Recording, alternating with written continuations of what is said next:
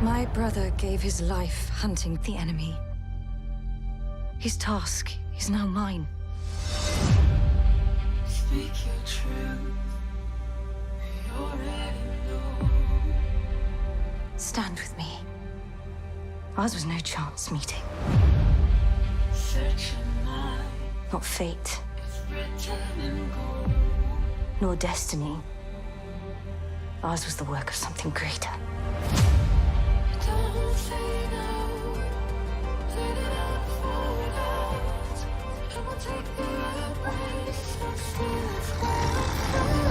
still Each of us, every one, must decide who we shall be. Still your mind. I am not the hero you seek. There's oceans below. Whatever it was you did, be free of it. One day this will be your kingdom. Raise your sail. And then let go. Choose not the path of fear, but that of faith.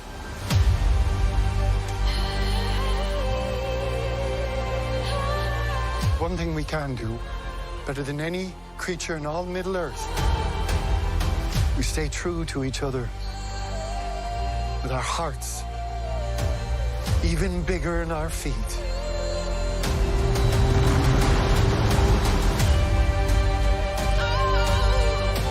We can survive this. You and I.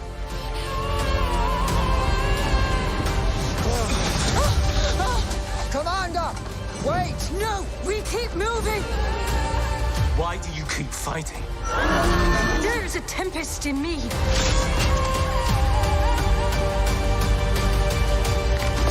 You have fought long enough, Galadriel. Put up your sword.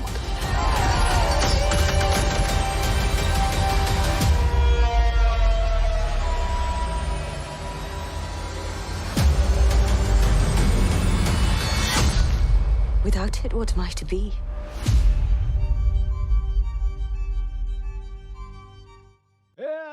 Latulia, and welcome to the periodic table. Did you of literally Awesome. just look that up? Because I did that too. Did you? Yes, Alatulia. Yeah, Belloc. Yes. We all remember that one, don't we? Yeah, We're all up to speed with that bit of fucking we Elvish. all remember all of these wonderful things. Hello and welcome to the periodic table of awesome. My name is Dion, and I'm joined tonight by Quinny and the industry. I mean, Peter. Yay! And I love that Peter's like, fuck, I hate this nickname. I really do. Can we find another one? Nope. No, nicknames are rarely given, and they seem to stick around. But it doesn't actually matter. Well, I mean, soon we might be able to change it to Emmy-winning Peter. Emmy-winning industry? Let's not tempt fate No, on our no own. tempting of fates. Speaking of fates, what are we reviewing today? Tonight? We are reviewing. That's right. Sorry, we're not revealing anything. That's right. It's the incest show. No. Wait, which we're not one is it? revealing. Because they're both incest shows. You've got to understand this. Yeah, but one's more, overtly incesty, One's and more the other an one. explanation of how incest works. This one is just much like the Bible. It's begatting upon begatting upon begatting, and that's how the elves were made. Anyway, We're talking about Lord of the Rings. No, the we're talking Rings of Power. we're talking about Jeff Bezos's Amazon Prime's The Lord of the Rings of Power, which is what we call adjacent to the Peter Jackson Lord of the Rings, and we don't speak of the other ones. So you're not talking about the Ralph Bakshi animated films from the No, I'm 70s? not Because they're fucking cool. I'm not talking. We don't talk about the other ones starting with H. Oh, the horrible no, show. sure, yeah, you don't. We're not talking about the Hobbit here. Hello. Yeah. Hi, how are you? I'm good. I realize I haven't actually said hello to the chat. Hello, chat. Which are there. They're always here, which is hilarious because it's absolutely opposite to where it looks like on screen. But Oh, anyway. right.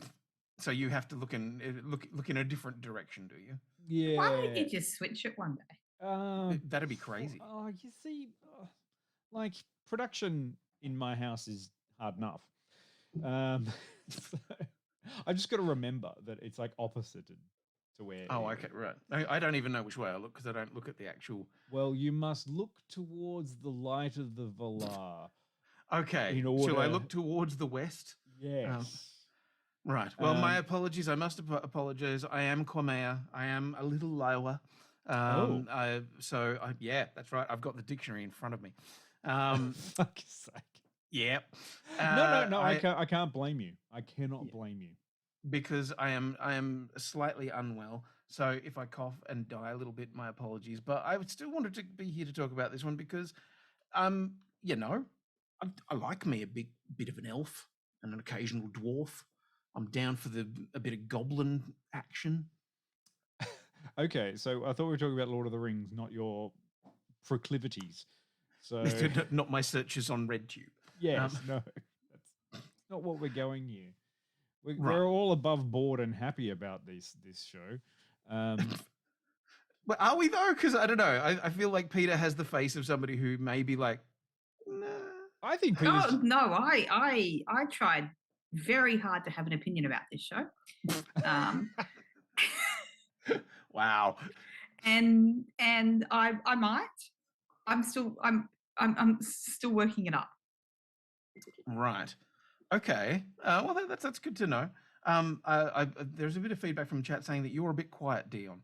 Oh, well, I mean, that's probably because I'm a quiet individual. I hope I can fix that somehow. Yes, I don't know how we're going to do that. So, okay, Pete, let's do the usual thing. I want to go back in time and find out what was your first experience of Lotter. My mum read us The Hobbit when we were very little.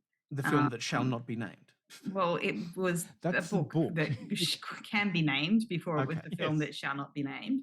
Yeah. And it was probably the first experience with fantasy that I remember having. Okay. And Mum does an excellent job of reading. Like she does the voices and she makes it a world. So I had a really strong connection to the story of The Hobbit well before anything to do with Lord of the Rings came out.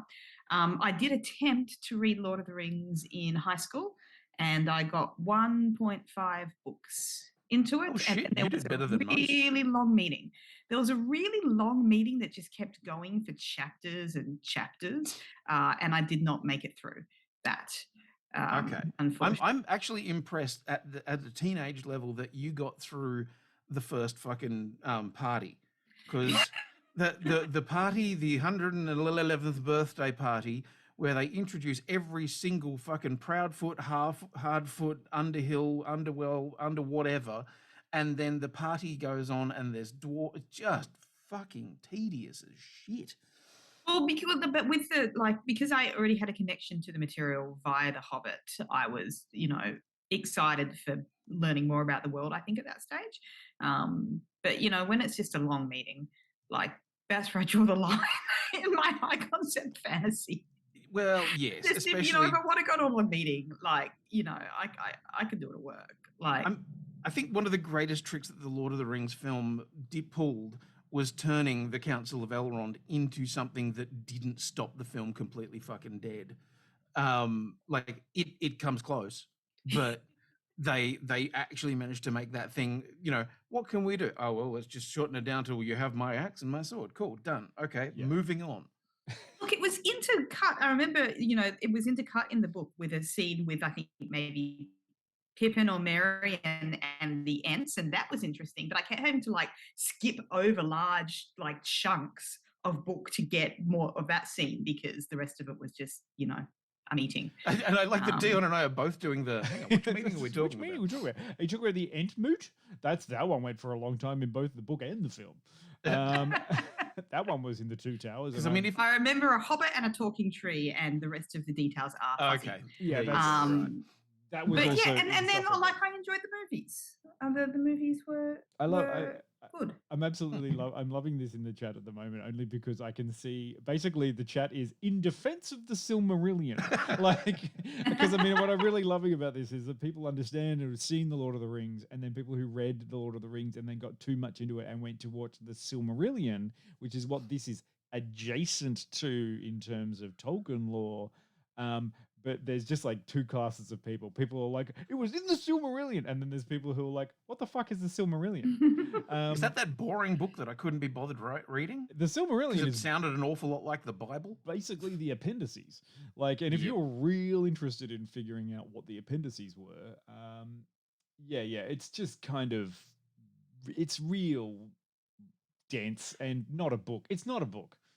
It's you know what it is? It's old man fantasy. It's not even. It's kind of what the old man uses to create his fantasy by making sure that it all references itself because you're an academic and all you've ever done is work in academia. And the First World War real fucked you up. Like super fucked you up. Like PTSD, dude.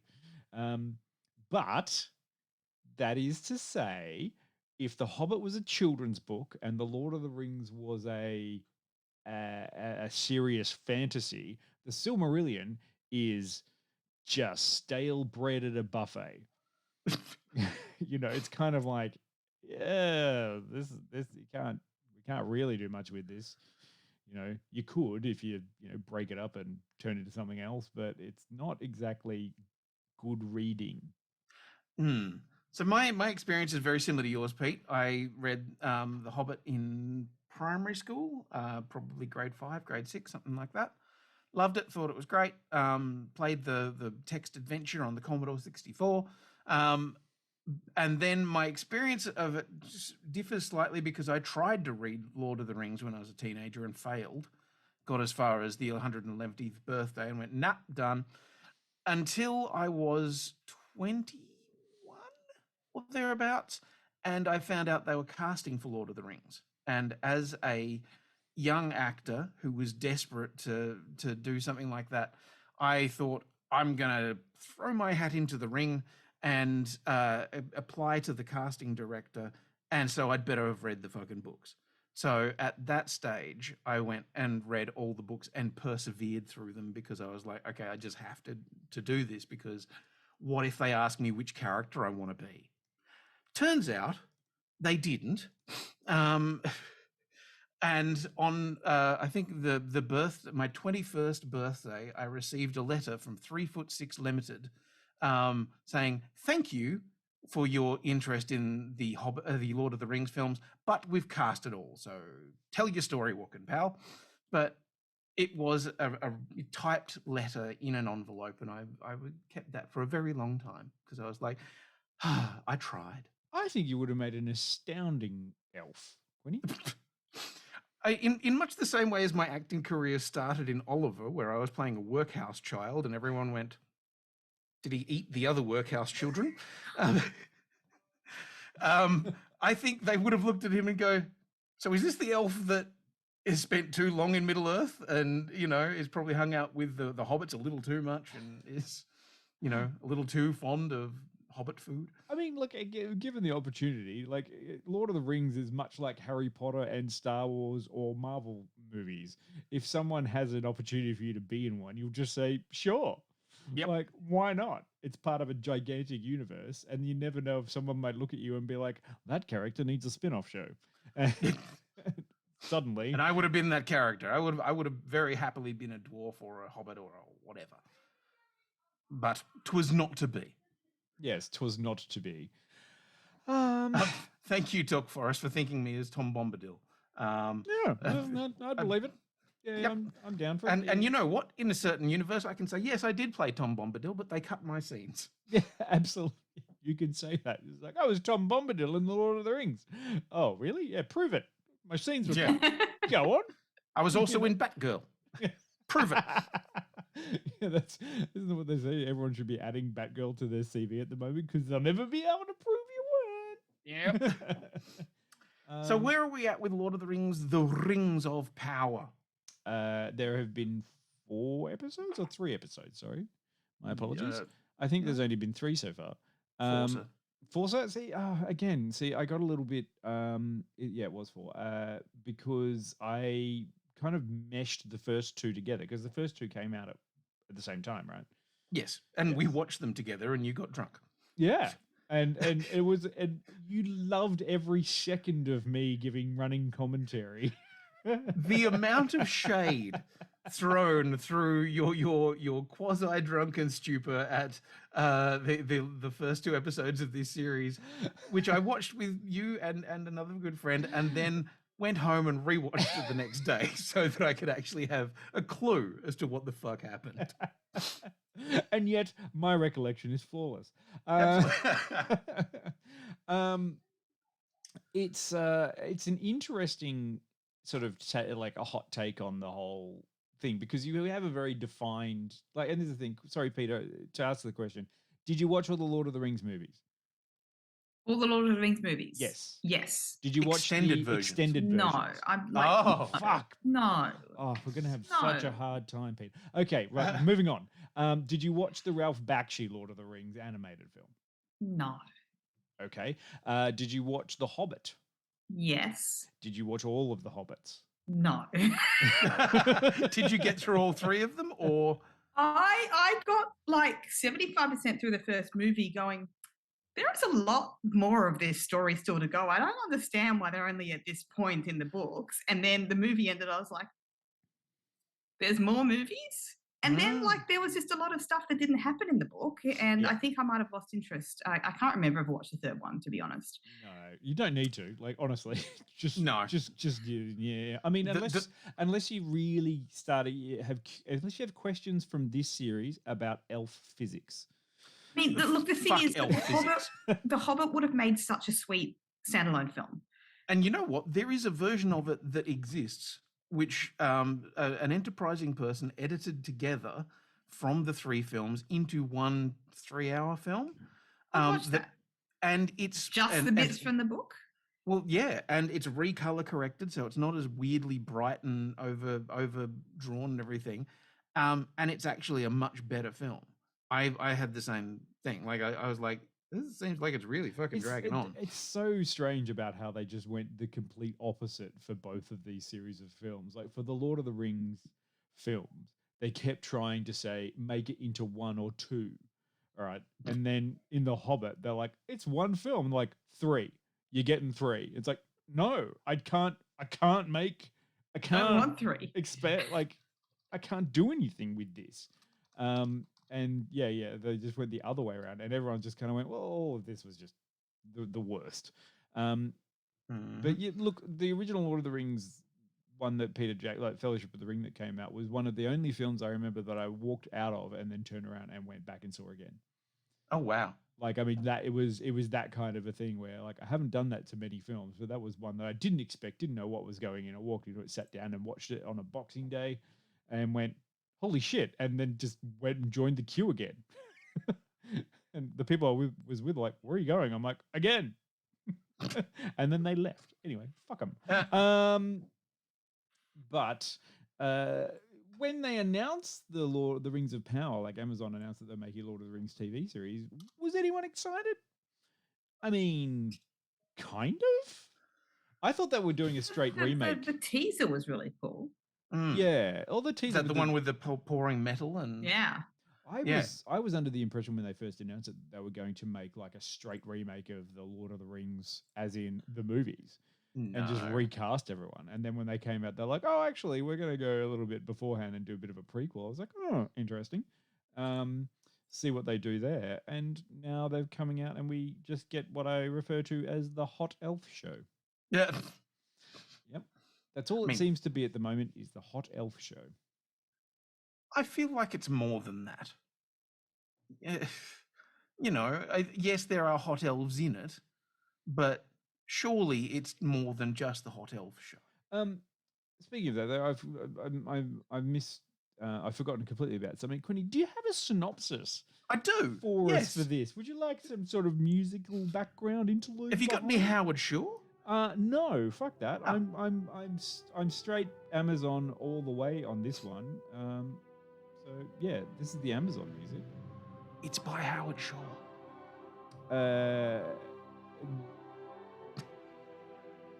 Beginning in a time of relative peace, the series follows an ensemble cast of characters both familiar and new as they confront the long-feared re-emergence of evil to Middle-earth.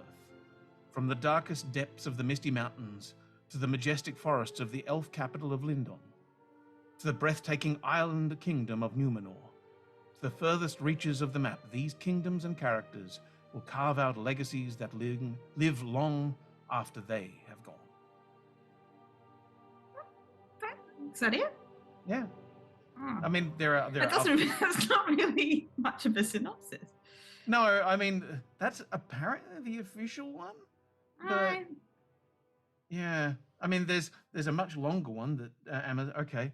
Do you want the longer one, or are we out of music? No, we're out of music. I can't replay No. it Alright. again. Okay. I mean, like, I could probably play some Predator sounds or maybe a Netflix sting or two, but that's not really going to match, is it? I mean, the other official Amazon one gets a bit flowery. I mean, I could play something off my phone, but like, Yeah, maybe some Enya. You I know, don't it's know. unlikely heroes were tested, hope, and hung by the finest of threads, and the greatest villain that ever flowed from Tolkien's pen threatened to cover all the world in darkness. There you go. There's a lot more flowery language and stuff like that in there. Excellent. Yes. I felt like I could perhaps have a go at doing it in some stupid elf accent.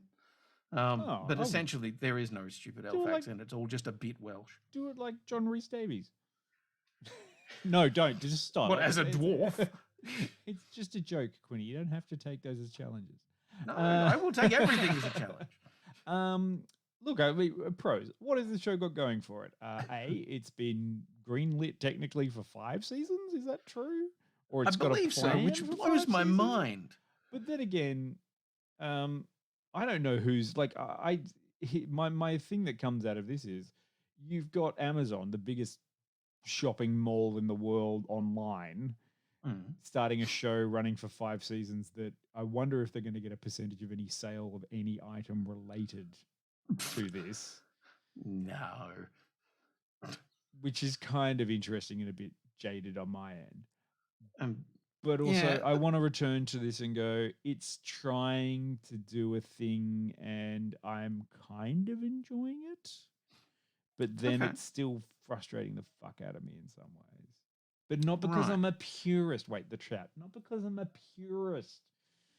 You guys are probably sitting there going, oh, you'll get something wrong. And I'm like, God, if there's nothing. It's like the two mortal enemies, Lord of the Rings fans and Star Wars fans. Or like Star Wars fans and Star Trek fans, or Lord of the Rings fans, and look, anyone, fandom in general is having a fight. Yeah.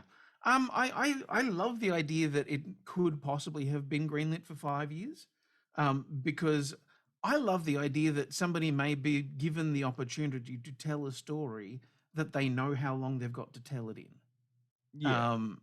What an exciting concept that is, as somebody who enjoys long form drama and narrative, that you may actually go, I'm going to start telling a thing and know that I'm guaranteed to be able to lay the seeds early that will then pay off later, and people go, oh, that's fucking amazing, because I had the confidence that there was going to be a later. I look at things like Sandman, which they're still waiting to say whether or not it's been confirmed for a second season. You're like, what? It was the biggest fucking streaming show in the world for a very long time. But okay, you do you, Netflix. You're not alone there. I can't like it's, I can't do any of the bite the hand that feeds you stuff. No, but, I know. But I'm curious to see what they're going to do with the rest of this, because it's kind of unfamiliar territory for anyone who's coming to it as a fan of fantasy. And remember that we've just come from this thing where high fantasy has been accepted as a modern, in a modern situation. And now we've just come off the back of 9 years of horny fucking fantasy.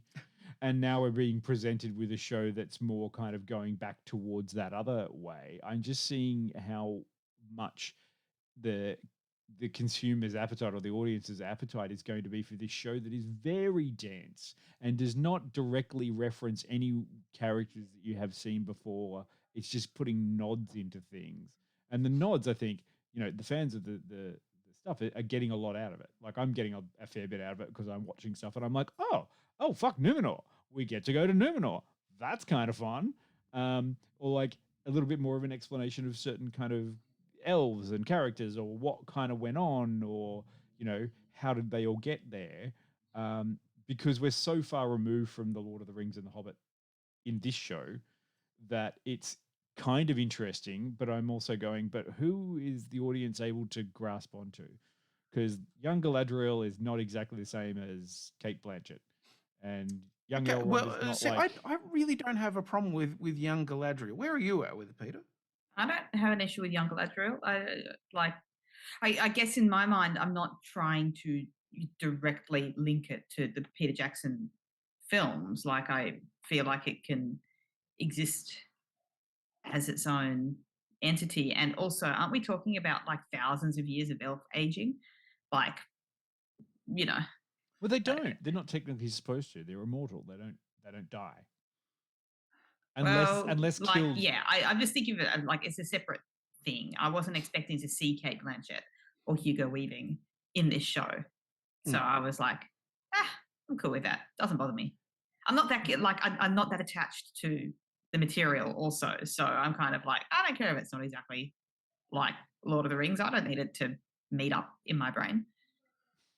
Just a different. No, though I do feel like it is still trying because it has a visual style that is very obviously going, we want to be like Peter Jackson's take on Lord of the Rings. You know, there are very, like, there are so many different ways you could interpret high fantasy and, you know, high fantasy in this age and everything like that.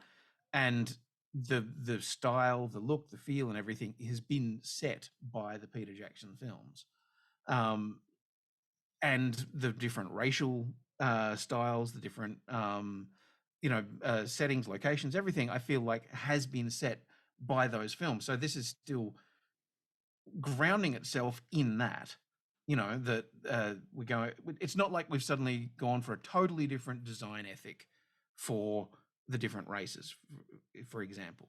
But yeah, I have no problem with the fact that Galadriel doesn't look 100% like Kate Blanchett and Hugo Hugo doesn't Weaving. look like Hugo Weaving.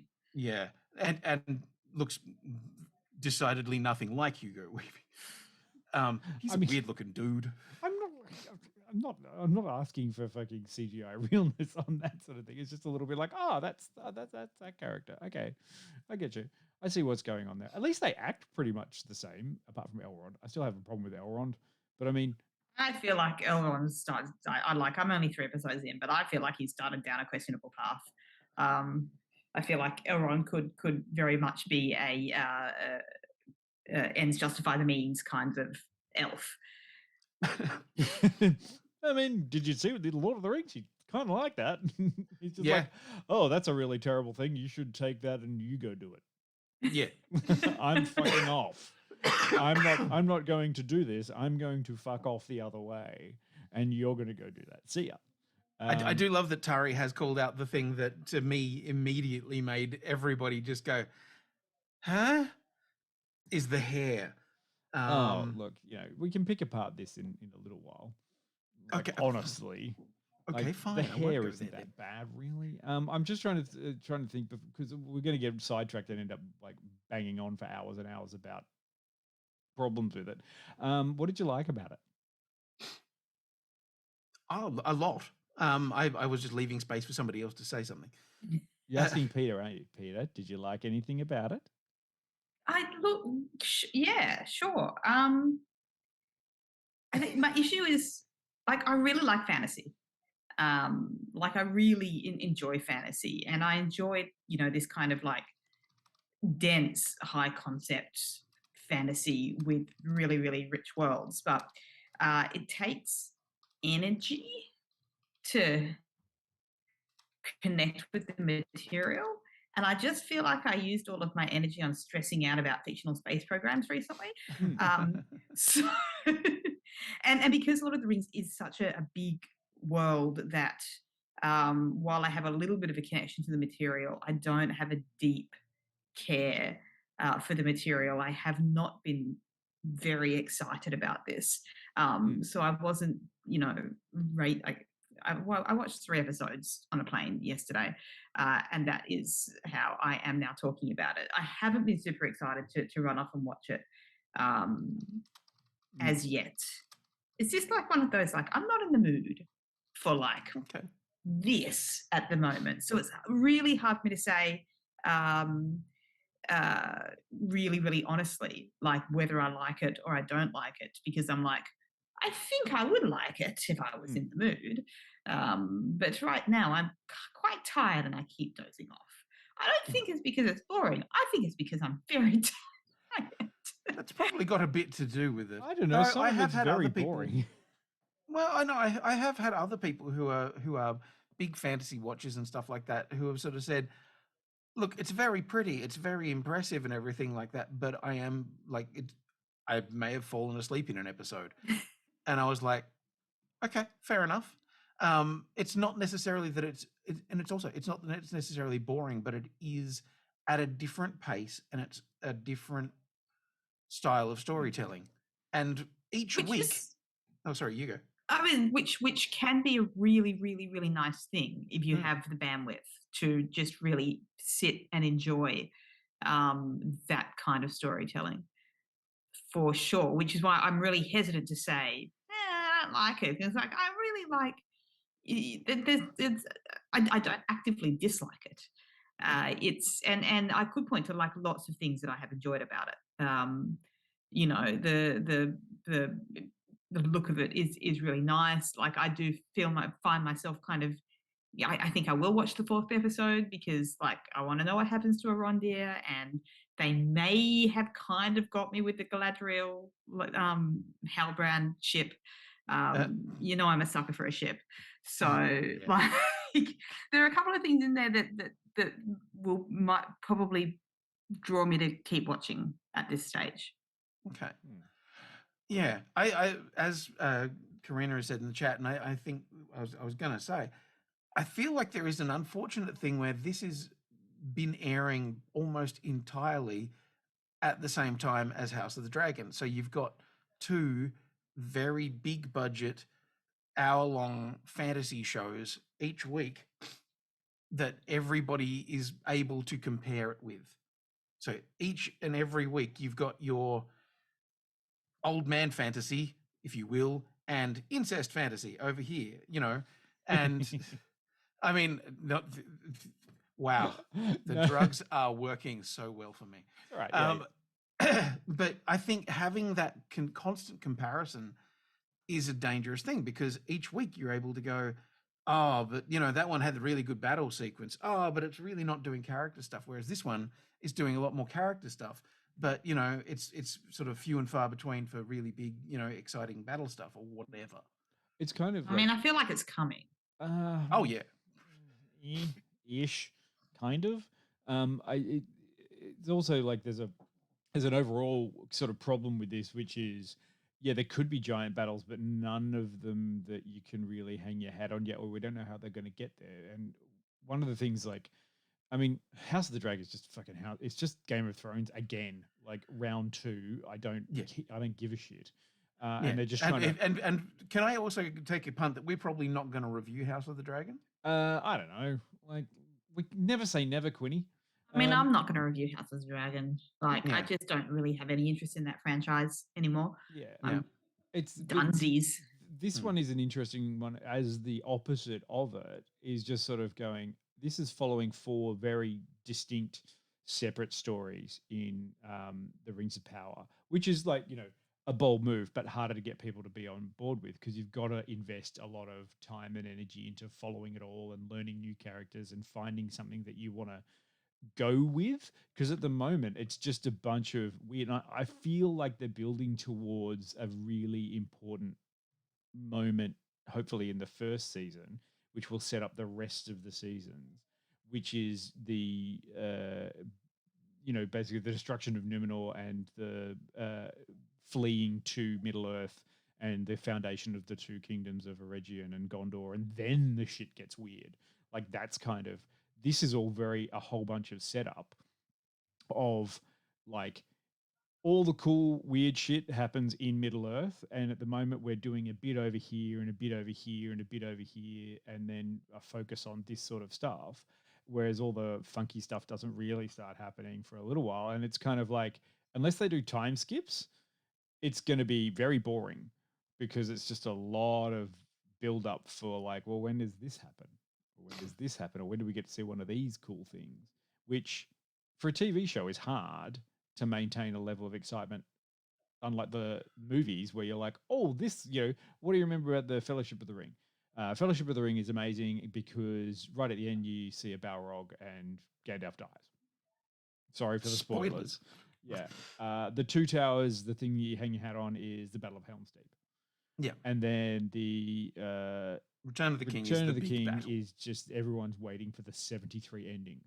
That everyone that's all we wanted to see forever, was just the 73 endings.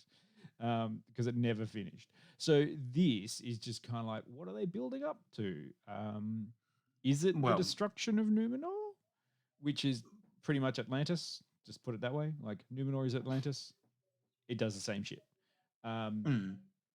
Or is it building up to the rise and of Sauron and the creation of Mordor as a place? Because as we're getting through episode 4, we're starting to see more and more of the building of powers, and that things in the Southland are not good. Well, this is the thing that freaks me out, because it's that okay, and here's one of the little brain breaks for me. Okay, Mordor is a place already. It's a place in the First Age. It's fucking Morgoth, the enemy that's currently dead in this show. Was there. It was a real place. It's basically Mordor from the other one. It's there, and in this one, it's just kind of like, no, maybe they're creating a place. It's like, what? But sure, I can let all that go. It is already a place. I went down an interesting path today. I started having a look at some of the, I guess the theorization stuff around on the internet, like new rock stars, for example, who I really enjoy their stuff. Is Easter eggs of the last 2 episodes of Rings of Power and stuff like that, and they go through and fairly quickly try and pull apart all of the things and go, that's a reference to this. This is a reference to this, and stuff like that. But also, occasionally it's nice to be reminded that there are things in here that we don't know, and what seems really obvious about a certain thing may not be that at all. And at the moment there's this question mark as to where Sauron is, or Mephisto. who Sauron is. Exactly. We've got our Mephisto, and it's not a goat called Jake. It's Mephisto, but not where you think. Yeah. I'm laughing at all of this sort of shit too. Like, I'm waiting for this stuff to happen. Although I've got my own theories about who Sauron is and why he is. I love that everyone's always kind of like, oh, Sauron's like an enemy person. Like, Sauron is a motherfucking shapeshifter. Sauron can be whoever Sauron wants to fucking be. And is Sauron Halbrand? I don't know. Is Sauron, the old wizard guy who smashed into the ground as a fiery, flaming dude who looks an awful lot like Gandalf? But what if he's not Gandalf? What if he's Saruman? Well, all of these things that I like. When you don't just assume that everything is exactly what it looks like, the show becomes infinitely more interesting. Yeah, and I like that. Like, is Adar is Adar Sauron? It's kind of like, I love all of these things of just like, who is Sauron? What's going on? But it just kind of feels to me much like the thing I love about Marvel these days is, who is Mephisto? I hope they keep that going, because the mystery is more interesting than the actual eventuality. Because we know that Sauron is defeated and eventually becomes a giant eye. Yes. Speculation time. But should we give it a quick rating based on the first 3 episodes / 4 episodes alone? Go to a quick clip and then come back and talk more about breaking some more shit down or nerding out. Absolutely. I want to espouse theories and then have them absolutely torn to shreds, and my own ability to be considered a Lord of the Rings nerd just decimated by the very wonderful, erudite, and intelligent chat.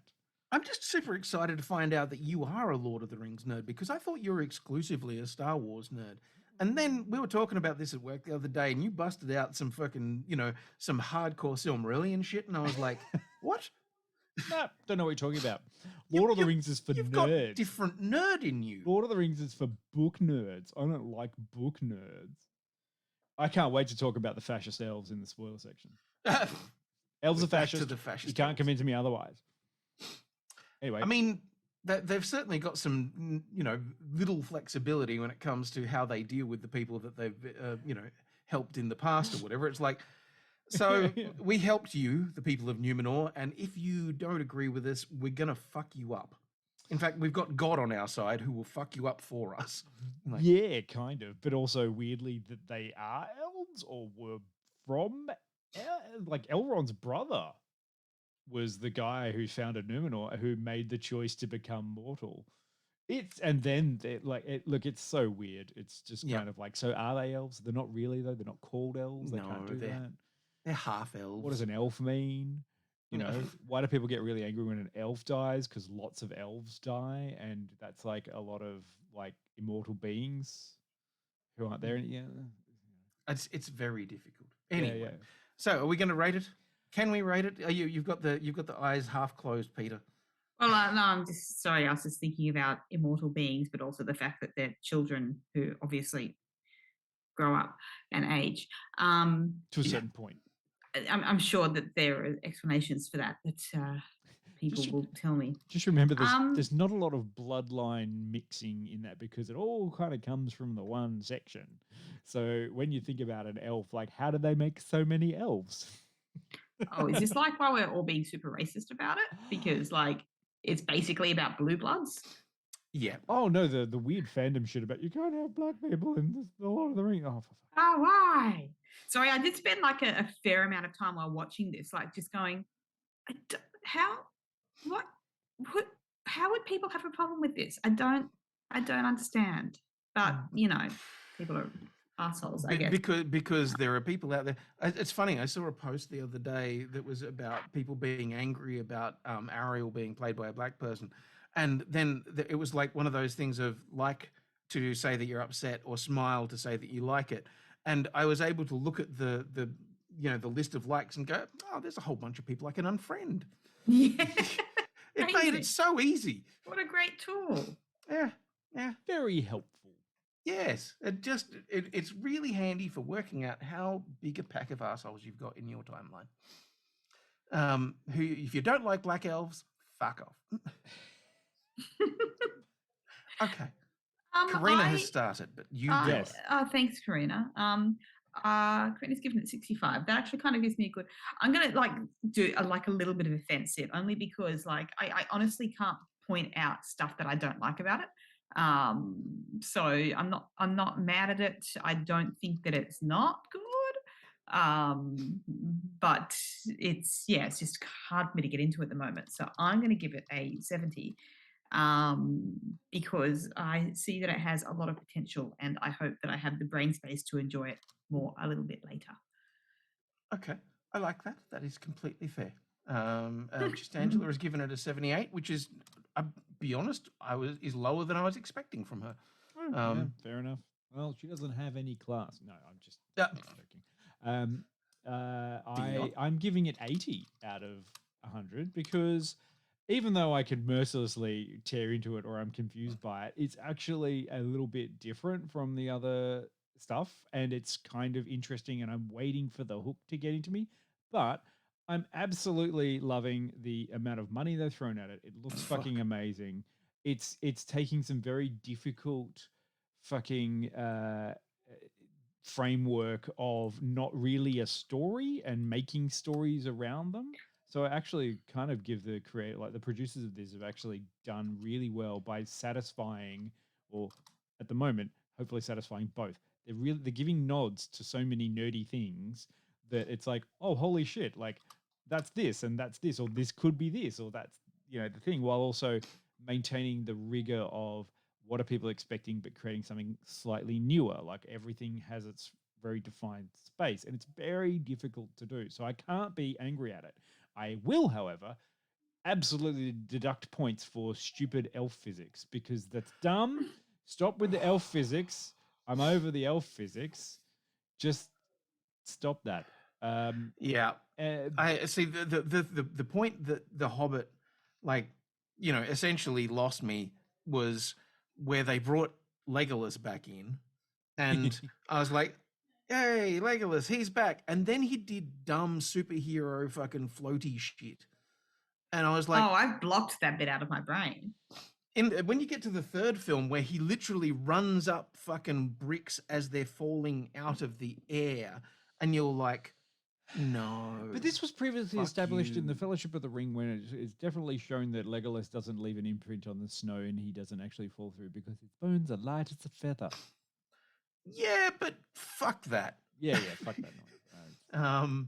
Yeah, that kind of Bullshit. stuff. And you know, we can sort of, all of the other stuff you go, okay, cool, yeah, elves are magical, elves are whatever.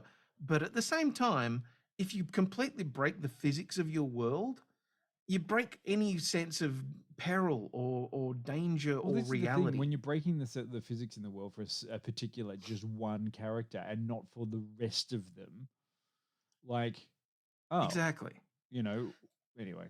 Yeah, like you've got armies of elves that you see going into battle, like, and they fight like anyone else, and they fucking, they look like they weigh the same as anyone else. But then Legolas comes in, floating around on his sword and shield, and it's just all a bit fucking silly. And yeah, of all of the things to take out of those Peter Jackson films, the one I wouldn't have taken was the stupid fucking elf physics. But anyway. My rating is actually around about where yours is, D. I think it's an 81. Just because I wanted to, I don't know, like it more than you did. By one point, I don't fucking know. Fair enough. You're on a lot of drugs. It's fair. I am on so many drugs, and I really can see through time right now. Prescription medication, mind you, not other. Yeah. He's not having too much lembas bread, if you know what I mean. No, I've been chugging the light of Elendil like there is no tomorrow. You've been on a bit of the old milkweed. Oh yes, my love of the halflings weed has done wonders for my your mind. senses. Yeah, I look, I think it's a very pretty show, and I actually do look forward to each week going, okay, where are we going with it? But at the moment, I'm not entirely sure they've been 100% successful in maintaining all of the storylines, because they've set up a lot, and occasionally I feel like they've gone, oh, we're following this one, and we'll leave that other one away for a while. And the Harfoots with Star Wizard, they don't get a look in episode 4 at all, and you're like, oh, I want to okay. go to their fucking forest festival.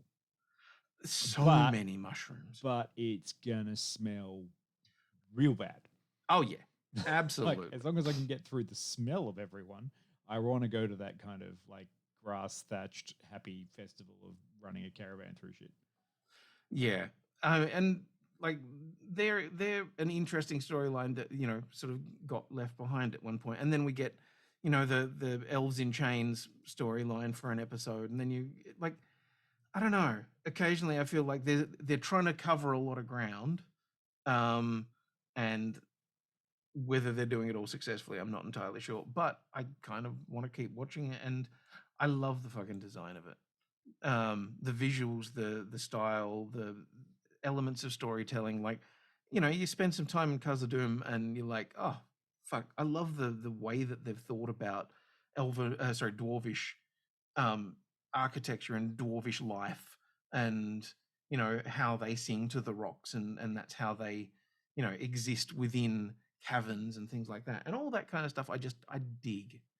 So would you like us to what clip do you want? Do you want to have we stone can do the breaking singing to the or the rocks. singing to the rocks? One of them is about smashing rocks, and the other one's about singing to them. Which one would you like before we come back and have a bit I of think we'll do some singing, because if there's one thing that you know about reading any of the Lord of the Rings books, there's a lot of songs in there. Sure. All right, let's get into the singing of the rocks. Trading for a package of sunshine and ravioli. Macaroni, if you want the thing you love. You did it! Congratulations! World's best cup of coffee. Great job, everybody. It's great to meet you. Hi. Now come over here, boy. Sam.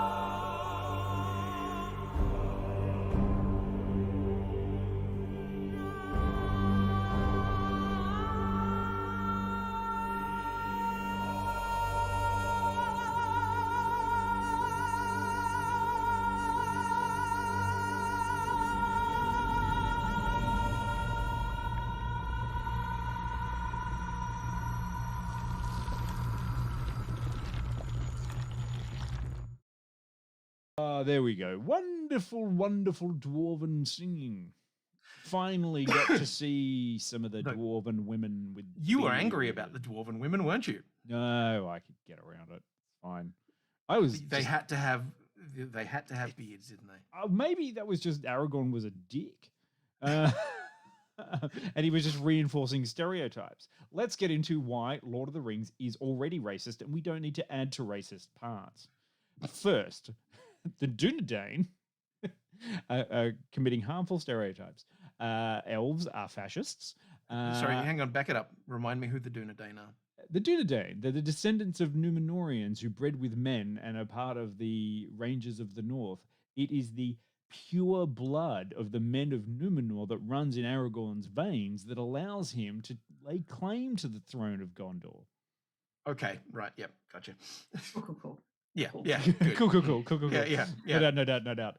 Also, the Númenóreans were seafarers who end up getting very landlocked in the country. So it's kind of like, it's kind of weird, but whatever.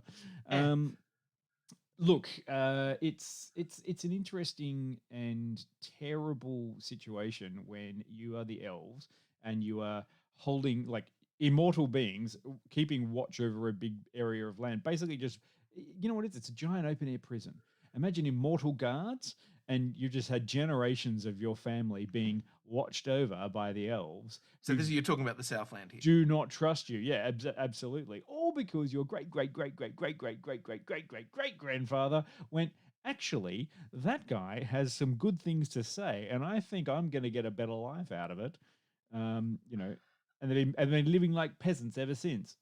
Yeah, and interesting, like in that last episode where it's kind of like, okay, yes, there are also some people who were part of in the Southland who do actually still believe in Morgoth, and you're like, oh, okay, so your distrust of the humans has actually been somewhat paid off. Yeah.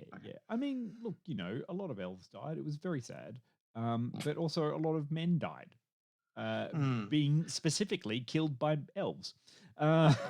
Right.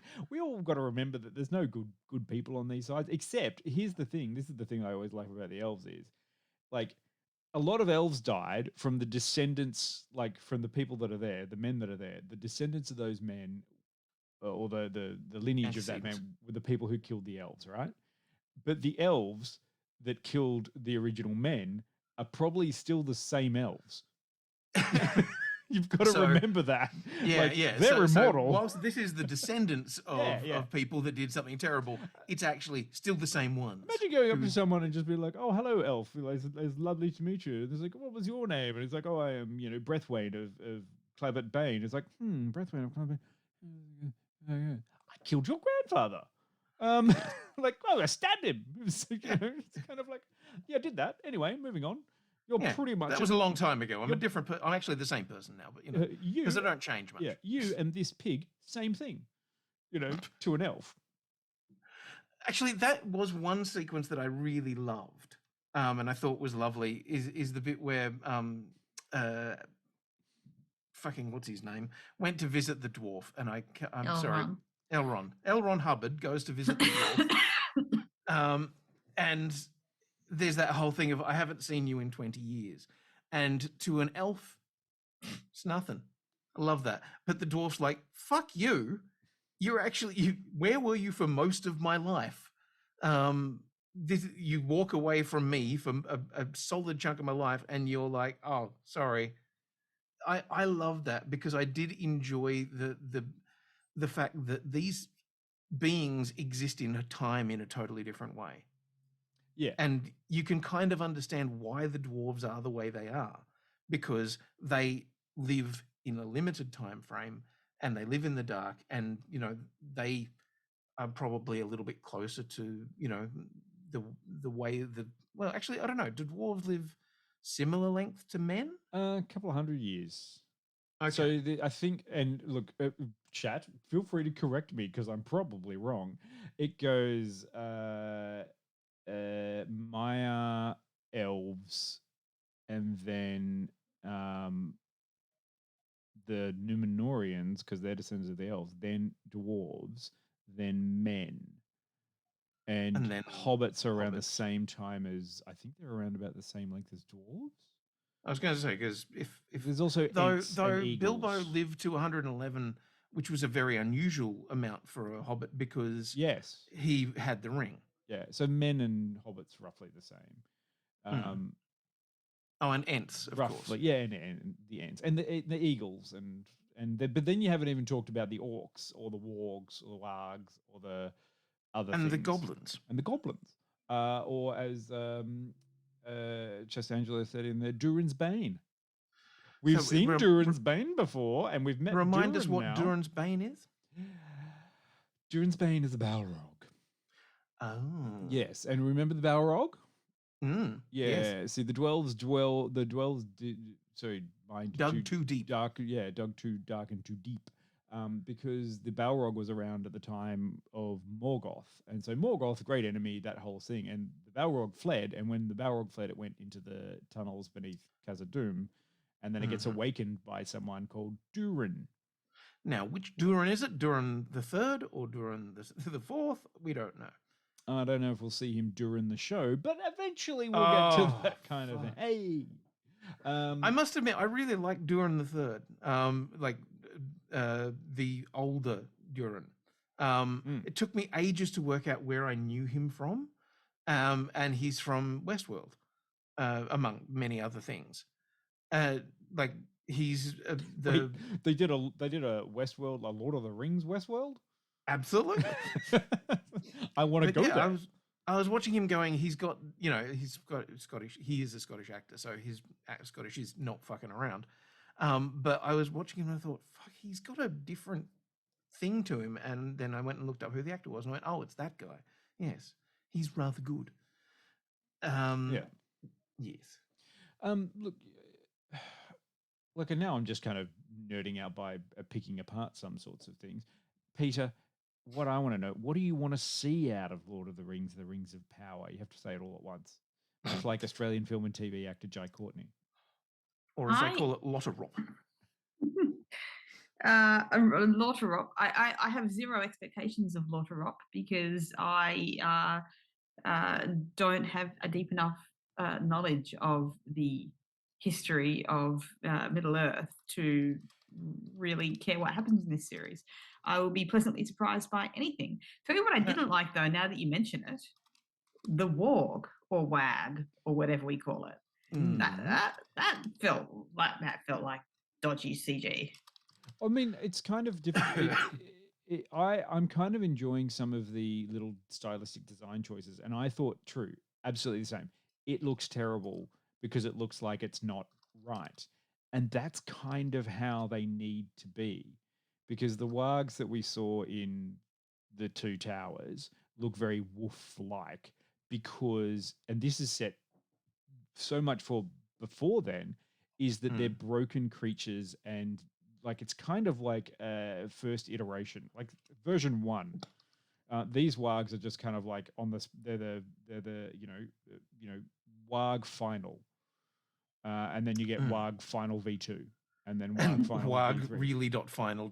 Yeah, really .final because they eventually are trying to breed them through. So I kind of like it if that's what they're going for, or they're just kind of look like I was watching an 80s movie for a second there. Like it looked like something that I'd expect to see in a Neverending Story. Yeah. I just think it would make more sense if they were doing that kind of version 1, if the orcs were kind of like that too, because the orcs in this one are kind of like, oh no, as exactly from Lord of the Rings, they're just like orcs and also kind of cool and ugly. Help me out here. Are these orcs or goblins? Orcs. Right. What's the difference between an orc and a goblin? Sorry? What's the difference between an orc and a goblin? Well, goblins are smaller, if memory serves. Goblins are smaller and more industrious and able to do tinkery things, and orcs are afraid of the sun. Goblins are technically afraid of the sun too, but like they're much smaller. Orcs are roughly the same size as men, which is why they can also take over. Like they can take over the elves, right? Kind of stuff. Yeah, and as Tari says, I do like that the orcs are back to being practical effects. I love the amount of huge amount of makeup and armor that has been made for this show. Like that's incredible workmanship, all of it. But it's great designs. Like I'm liking that kind of evil thing, and I also like how they're solving that problem of like how do they go out in the sun? Well, they don't. You know, if the sun comes out, they fucking hate it and they run away. Mm. Um, Yeah, I like that one. In one of them, they're like, "Oh, what's who's on outside duty or who's on sun duty today? I hate sun duty. It's fucked." yeah, You know. yes. Yeah, there is another version of it. There's two versions of the orcs or whatever that is. It's corrupted elves or birth, but they're usually birthed of the earth, so they're kind of created. Um, but yeah, it's kind of eh, we don't know how elves reproduce really. I mean, because like all I'm saying at the moment is we haven't seen a lot of pregnant people in this show, and I'm waiting to see whether or not they want to go down that road, that We route. have seen child elves, and I think maybe we're supposed to extrapolate um, from that. Hmm. I know, but you see, like it's kind of like there's children in all of the sort of things, but it's kind of weird. Yeah, the one I'm thing just that's looking at the orcs, and are we ever going to see any goblins? Because I'm also hope trying to so. remember. In Lord of the Rings, we did see goblins, or was that only in the Yeah, Hobbit? goblins was in Fellowship of the Ring. And Were then, they the ones that climbed down yes, when they were in Khazad-dûm? yes, Yeah, right. they weren't orcs; they were goblins. They were smaller. They had different armor. Yeah, Right. and there may have been orcs in there because orcs are kind of like goblins are the foot soldiers. Orcs are the kind of standing army. And the Uruk-hai are the big motherfuckers. See, Uruk-hai are the ones that are bred between orc and man. That's why they were weird, because they could go out into the sun, and they didn't have a fear of the sun like orcs did. Yeah, right. I do like that these orcs in this are presented as pale skin, pasty redhead like people. Yeah. Who can't go out in the sun. How are we feeling with the elves as presented in this one? Like, I kind of like the fact that the elves are dicks. Like, apart from that, even to the other races, people are like, "Oh, fucking elves!" Like, it is fascinating that the elves are so hated. I mean, especially in the Southland, where you can kind of understand it because they're the prison guards. Yeah. And when the elf comes around, like when I was first watching that first episode, I was like, why are they so angry about it? He's essentially just, the wandering cop. But then I went, oh, because he's essentially just the wandering cop. Yeah. Defund the police. Yeah. Defund the elves. Defund. I want to see a bunch of this. This is why, like, everyone's out there going, "Oh, why would you join Morgoth? He's the great enemy." I don't think so. I think Morgoth was just trying to get equality for all of the creations and perhaps create people of his own instead of just singing forever in the nothingness of the void. There's a long backstory. We don't need to go into that whole fucking piece of shit. I'm so glad. Like, one thing I do want to pick on. I think it's episode 2 where Galadriel is on the boat and is about to get sucked up into the Undying Lands. And I do love that most people who are watching it were like, she's not going to fucking swim, is she? She swam. She's just going to swim. This is dumb. Yeah. It's the real Gattaca moment for Galadriel right there. I've got to get out of here. I kind of liked the idea, the character of Galadriel that they're representing here, but someone who's fought for a long, long time and then been told that she doesn't have to fight anymore, and is like, no, but there's still someone out there that we've got to fight. It's just that the timeline is so weird, and the whole kind of idea that I don't know how it's going to get from where it is to where everyone knows.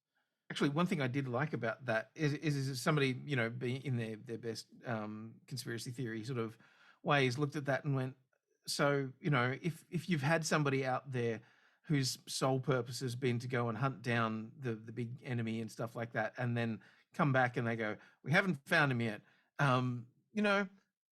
What are the odds that it's somebody within the elves themselves who's like, you've done a good job, and the best way that we could reward you is to remove you from the field of play entirely. Yeah.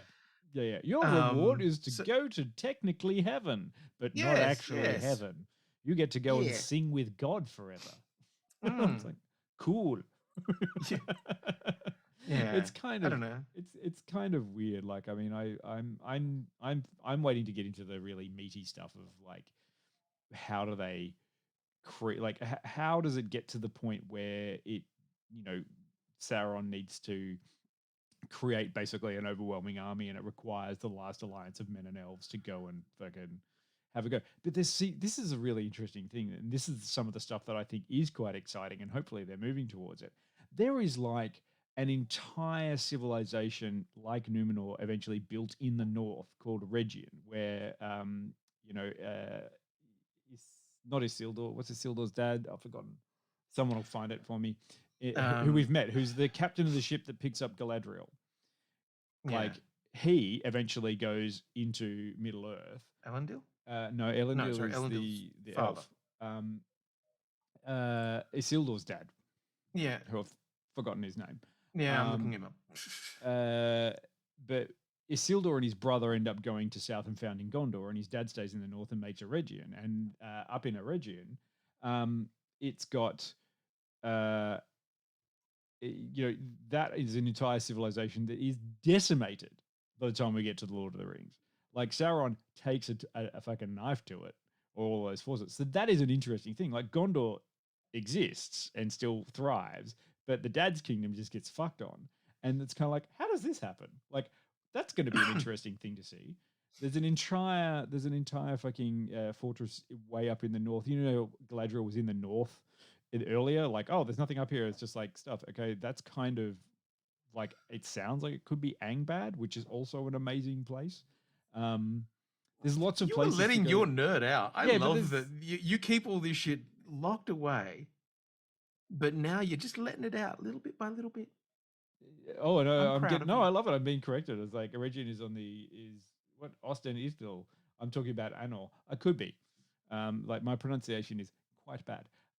But also I could be getting the wrong. But there's a whole thing up there of going, oh, there's a great kingdom up there that gets fucked on, and then everyone comes back and creates the dead marshes. Like, where did the dead marshes come from? Well, that was because thousands of people died in them.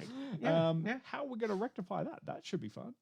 I love that, so anyone who played the Lord of the Rings action games that came out 5-7 years ago, something like that, would remember the one of the names, and then be completely horrified by the way that it's portrayed here as Celebrimbor. So in that game, you were a ranger, if memory serves. Oh, you're talking about Shadow of Mordor, like the Batman, like Lord of the Rings Batman. Yeah, it was basically Lord of the Rings, Arkham Knight, where you would then go in and fight orcs and various different boss orcs, and if you lost or if you won, they would remember you and then develop. You would get a nemesis who would chase you down. And if memory serves, the lead character from that was a ranger of some description who then becomes possessed by the spirit of Celebrimbor. And Celebrimbor is the dude who ends up forging a whole bunch of cool shit, as we are saying, that he is slowly building the forge. Yeah. And actually, I say slowly, by the episode 4, it's like mostly built, and I'm like, fuck me, those dwarves move quick. Yeah, but if you'd seen him in the game, he looks like a cool badass elf, and in this one, he's like middle-aged dude with bad hair. Yeah, look, I think the Shadow of Mordor, or Shadow of War, whatever, the Middle Earth games are actually great, and I thought they did a great job of adapting some of that history into creating an exciting game, and I'm a bit sad that they're missing out on that now. But hey, Peter's about to fall asleep. So that Druick is also saying that these games were where dead Celebrimbor made a second ring of power, and Shelob was a hot lady, not a spider. Look, it can happen. Like, people can shape shift if they want. I'm not going to be all like shitty about their gender pronouns. You're not going to go after them for their pronies? No, I'm not going after them for their pronies. Right. Okay. Yes, Peter does look like she's about to fall asleep on her feet. And we have been banging on for a little while. Like, I'm in for the show. Like, there are certain issues that I have with it, but I think I'll stick with it to see what's going on. And hopefully they clear up the timeline. Or if they don't, it'll be a garbage fire, which we can return to and be like, holy shit, what the fuck's going on in the Lord of the Rings? I guess my question is, if they didn't clean up the timeline, would it be that offensive? Ooh, no. I mean, you're either you're in or you're out at the moment, or if you're trying to link them together, I feel like that kind of episode of It's Always Sunny in Philadelphia, where you just got that wall of fucking things. How do we link everything together and make it work? But just enjoy it if you are, like, you know, it's a lot less rapey than House of the Dragon, so that's good. I do want to take one brief moment to say, in this, even though we've had 4 episodes where we've met a bunch of characters, I care about them and what's happening to them significantly more than I do anyone in House of the Dragon. Yeah. I'm sorry, but, you know, rapey, incestuous Matt Smith, nah. Give me the weird hot elves in this any day, even if they are slightly racist. Give me a hot elf show. Right. I feel like we have hit the limit of what we can with this, and I know that Jess Angela is in the chat who would probably go for another 5 hours to talk about all of the other stuff. Oh no, but like as I said, I would love to be corrected by everyone in the chat who has way better understanding than I do. You're like, oh, Dion, you know a lot. I'm like, no, I don't. I'm real bad. Like, there are other people out there that know a lot more than I do. Like, you know, but it's fun. But it's good to do. What are we doing next week? Well, we're doing a Marvel movie, but it's not what you think. But it's not what I think. No, it is actually what you think. We are talking about She-Hulk, Attorney at Law. Oh yeah. I don't know why I pronounced it that way. It just Attorney at Law. You're thinking about Attorney, but which we thought was going to be finished by then because we thought it was a 6-episode series. Turns out it's a 9-episode series, but that's okay. It doesn't matter. We can still talk about it. It's having a great time, and you know it's fine. But what are we doing tomorrow, or what are you doing tomorrow? Probably staying at home because I'm sick. All of us are fucking watching Andor, the first 3 episodes. Jesus okay. And Peter's face says, "Is she?" Yes, she absolutely is. And I am 2 series behind in that franchise, so we'll see. Which series are you behind? I haven't watched Obi-Wan or Boba Fett yet. Skip Boba Fett. You can skip Boba Fett.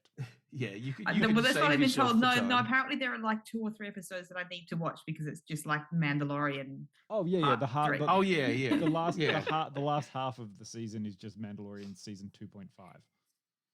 Yeah, it's very strange. Although someone did ask whether or not we were going to do a Friday first impression show for Andor, and I haven't decided yet. So let me have a look at the show on Wednesday, which would be great, and everyone enjoy the public holiday on Thursday that has been given unto Australians because of the death of our Queen. I was impressed. Colonialism. Yay, colonialism. I was kind of astonished that it was watched by 4 billion people.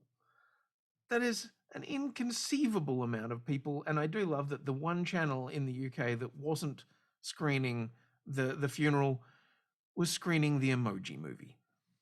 Well done, them. Jesus Christ. Yeah. That's so weird. Yeah. Thank God for options that aren't free-to-air television. Yes, absolutely. Quick shout out to the ABC. Absolutely love your work. You've just been roiling it up forever. If you check the schedule, though, don't forget at the end of the whole Queen funeral and everything, it just goes straight into Rage. So good luck programming that one, whoever programs that one. Nice. Yeah, we'll come back. We'll do She-Hulk, and then it is October very soon, and we've put up a thing in the nerd thread for suggestions for shows, and there's a poll in there. Make sure you go on there and let us know what you're doing. Yes, what you would like us to do. What you would like us to do, because I'll be changing it soon. Current front runners. Let me just have a quick look. Is it Hocus Pocus 2 is sitting there at 17%, as well as Black Adam and The Bear. And has anyone watched The Bear? I have watched all of The Bear, and nobody will talk to me about it. I will. Dion? Have you watched all of The Bear? I've seen everything with ketamine Gene Wilder in it. Wow. We need to have a conversation. Yes. Yeah. Yes. Well, if we catch up soon this week, I will have that conversation with you. I will grin and bear it. Get out. Well, that's the last pun that I have for this evening. Thank you to everyone who joined us in the chat. Hope you have a nice break. Have a nice break. Yes, enjoy your long weekend. We will see who else is on at the moment. We could. What do you want? Do you want to raid Steph or do you want to raid Barjo? I think they're both playing the same game, so it's essentially raiding the same thing. Yes, thank you. I will try and get well soon. I'm going to go and lie down now after this. But also, please send voicemails if there's anything that you've seen that you want to talk to us about. We would love to play them. We do love getting your voicemails. Sure. So if you've got any money and you feel like throwing it at us, our Ko-Fi is always available. Join us on Twitter, join us on Facebook and Instagram. But also, remember, we have our multiple different nerd threads now. We have there, and many of them are very well attended. There's the nerd thread for everything else. There's the Marvel one. There is the Star Wars one, and there's the lesser attended DC one. It's only because they don't have the content coming out. It's all fine. Yeah. And Chastangela, yes, we do want your voicemails. That is what I'm saying. Send us your voicemails. We will play it. We may edit it. Tell us what we got will play wrong on the Rings of Power podcast. Yes, yes. Yes. We do love your feedback. Yeah. Right, let's go on raid Hex. I think that's what we will do. Thank you all. You've all been wonderful. Yes. Bye.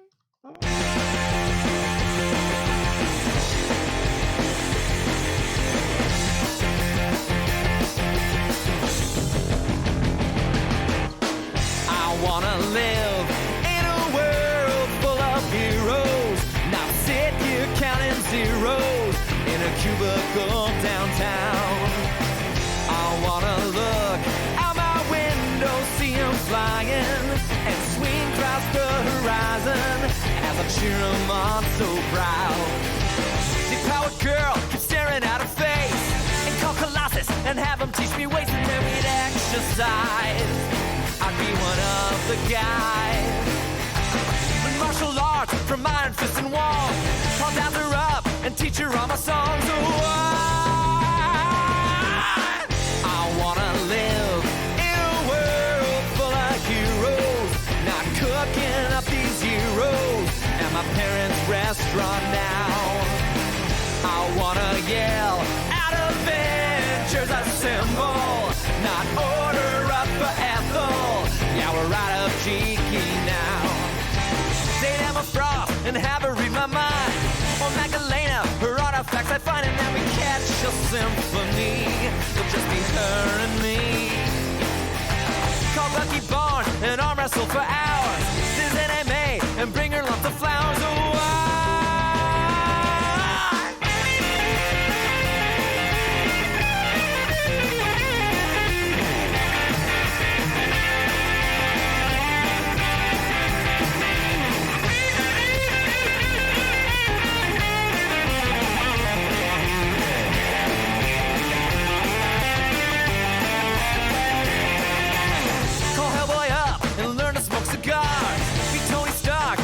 trendy bars would be a guy's night out.